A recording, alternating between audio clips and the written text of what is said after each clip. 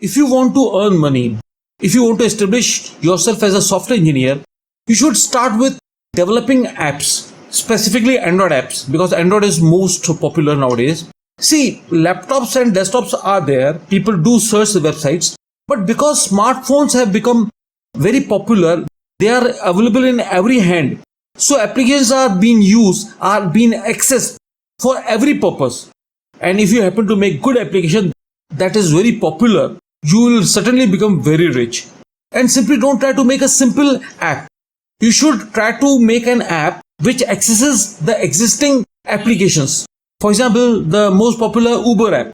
It accesses the Google Maps to see your location, to see the location of the cab driver, right? Similarly, when you happen to see a red bus application, it accesses the other travel agencies applications to see if they have the buses available from the two cities that you applied for, right?